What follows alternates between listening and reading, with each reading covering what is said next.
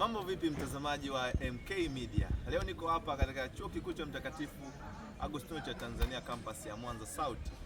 Niko na mzee hapa lakini pia nipo na mwingine hapa. Lengo kuu nataka tuzungumzie kuhusiana na misemo ya wahenga. Ni ipi ambayo walikosea na ina-applyiwa vipi mtaani? Niko na mzee hapa. Natamani tuchambue pia misemo ambayo walizingua wakati wanatengeneza wale wahenga. Mzee, mambo vipi? Shwari. Safi, uko poa? Niko sawa. Twende direct moja kwa moja kwamba wewe ni msemo gani ambao umeona wahenga walizingua na sasa hivi inakuwa ni ngumu sana kuutumia? Yaani mimi msemo ambao wahenga walizingua naona wanaposema kwamba mbuzi hula kulingana na urefu wa kamba yake. Kwa kweli mimi sikubaliani na hiyo kitu. Au kubaliani nao, sawa. Kivipi sasa, hebu tuelezee hapo. Sasa kama issue ni urefu wa kamba na mbuzi amefungwa lami, mfano afungwe pale Nyerere Road pale. Ana kamba ndefu. Alafu atakula nini? Manake nyasi hazipo. Kwa hiyo issue ni kwamba mbuzi anakula kulingana na huruma ya mchungaji. Mchungaji anaamua kwamba leo amfunge kwenye nyasi nyingi, anamfunga kwenye nyasi nyingi, mbuzi ana enjoy. Unanielewa? Yeah. Lakini kesho akiamua amfunge kwenye rami, manake mbuzi hawezi kuenjoy. Kwa hiyo bana, kwa point hizo mimi naona hiyo methali kwa kweli ilizinguliwa.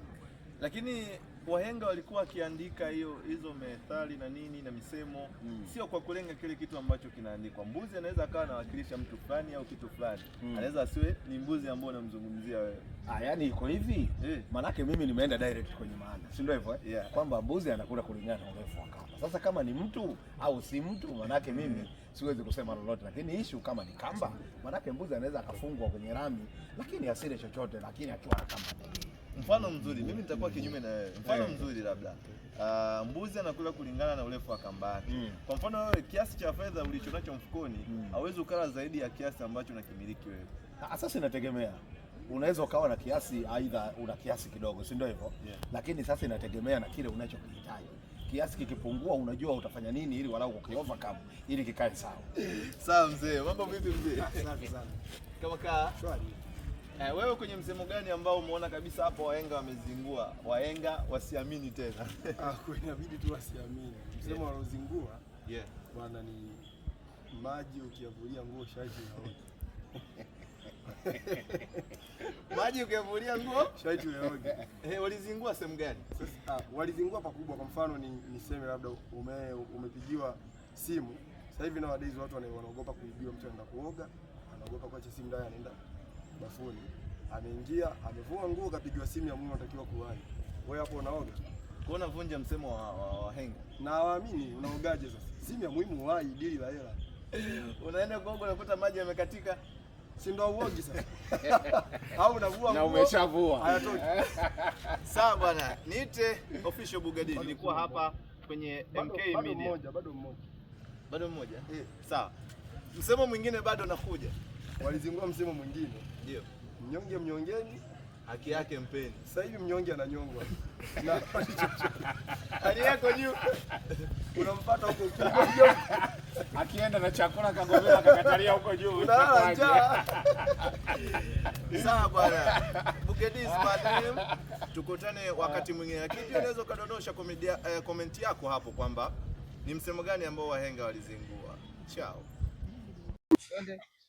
Mimi nafahamika kama official Bugadi wa MK Media. Leo niko hapa tena katika Chuo Kikuu cha Mtakatifu Agustino campus ya Mwanza South. Natamani tuzungumze baadhi ya vitu hapa, hasa katika mchango wa wazazi kukuza watoto wao kimaadili zaidi na hasa katika kuwapeleka kanisani. Niko hapa na mzee.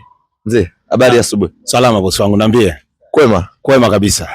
Tukienda moja kwa moja kwenye swali letu kwamba kwa sasa hivi kwenye kizazi cha Gen Z, pengine ni mchango upi wa wazazi hasa katika kuwakuza watoto wenu kimaadili zaidi? Unajua mchango wetu sisi wazazi, manake unajua wazazi tunamiliki familia. Na manake familia ndo kiini cha maadili na kiini cha malezi. Kwa hiyo tunachopaswa kufanya wazazi, cha kwanza tunapaswa tuwalee watoto katika maadili yanayompendeza Mungu. Na kwa sababu watoto wanajifunza kwa kuiga. Maana yake sisi wazazi pia tunapaswa tuoneshe matendo mema kwa wao ili wao waige na kuchukua kama tabia njema inayompendeza Mungu. Lakini pia watoto hawa nadhani swala la msingi kabisa ni kuwafundisha tu.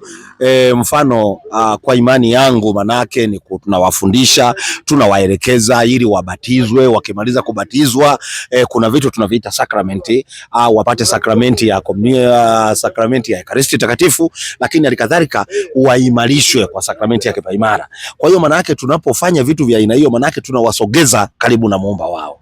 Sawa.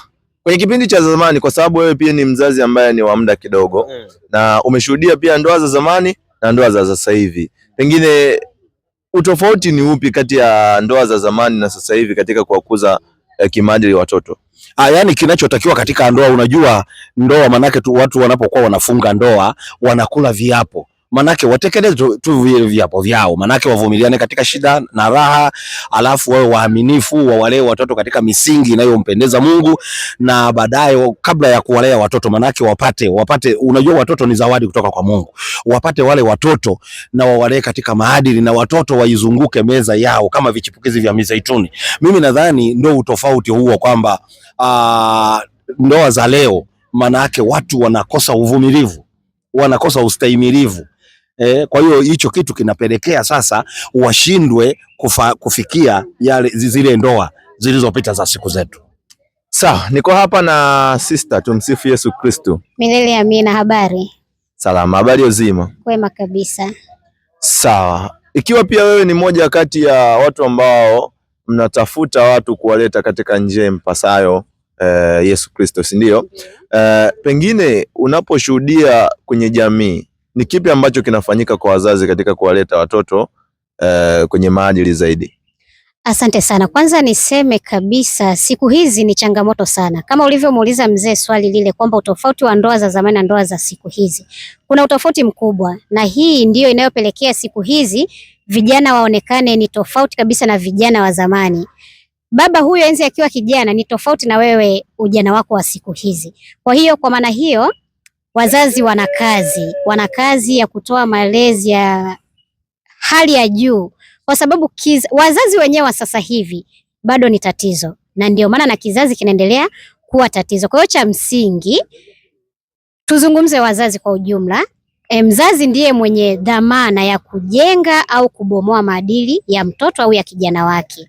Kwa hiyo cha msingi ni mzazi kuendelea kutoa mafundisho kwa mtoto, lakini pia yeye mwenyewe awe mfano bora kwa mtoto wake.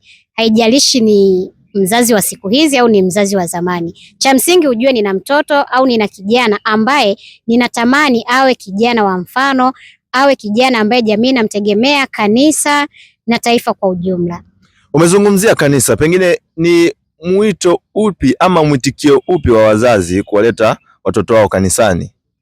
Asante. Cha msingi kabisa mwitikio wa wazazi kuwaleta watoto kanisani upo, kwa sababu tunashuhudia watoto wakiwa kwenye mafundisho. Kuna hatua mbalimbali za mafundisho. Kuna mafundisho ya utoto mtakatifu kwetu sisi wa Katoliki, lakini hata Waislamu kuna madrasa na madhehebu mengine. Kuna Sunday school, watoto wapo, wazazi wanajitahidi katika hilo. Lakini sasa cha kuwashauri waendelee kufuatilia malezi ya watoto hata wakiwa nyumbani, kwa sababu kufika kanisani bado haitoshi.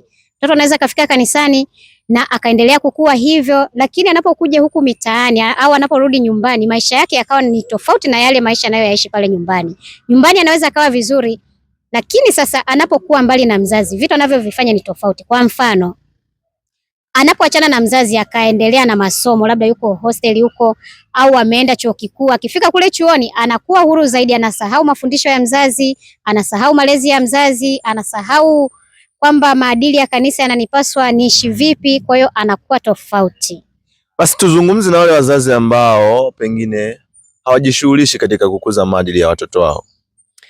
Nafikiri hapa ni kuwashauri tu, kwa sababu mtoto ni taifa la kesho, na mtoto akipotea maana yake wa kwanza kulaumiwa ni mzazi. Sasa sidhani kama wewe mzazi unayetusikiliza uko tayari kulaumiwa katika hilo. Cha maana ni kuwalea watoto wetu katika maadili yaliyo mema. Unajua shida kubwa, hata mambo ya utandawazi na teknolojia siku hizi zinaharibu pia kizazi chetu kwa asilimia kubwa. Kama nilivyosema kwamba kijana wa leo ndiye mzazi wa kesho.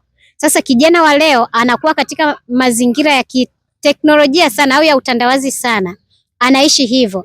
Leo mama ambaye pengine ndo kijana wa leo, alafu kesho ni mama, anatembea nusu uchi, atamzuia vipi mtoto wake kutembea nusu uchi kesho yake au atakapopata mtoto? Baba ananyoa mtindo fulani hivi, mnaujua nyewe vijana, au amevaa mnasema katakei.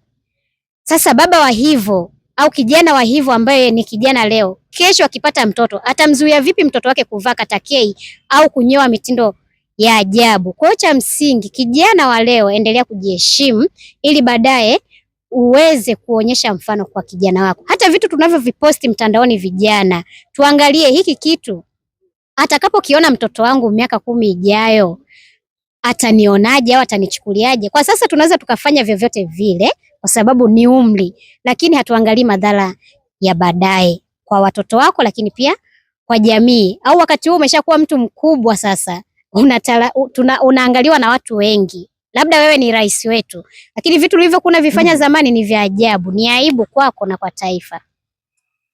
Kweli. Tukimaliza na mzee hapa, pengine unazungumza nini na mzazi anayekutazama sasa hivi hapa katika kumjenga mtoto wake kwenye maadili? Mimi nadhani rai yangu tu kwa wazazi ni kama alivyosema sister kwamba tunapaswa sasa, ni wakati wazazi tujitafakari kiupya namna gani tunavyoweza kuwalea watoto wetu, jinsi gani tuwafikishe watoto kwa Kristo, jinsi gani tuwarithishe maadili na mila zilizo njema, ili kizazi hicho nacho kiwe kizazi chema kama kizazi chetu. Nikushukuru sana mtazamaji wa MK Media. Niite Bugadi, lakini pia endelea kusubscribe, kucomment bila kusahau kushare katika channel yetu.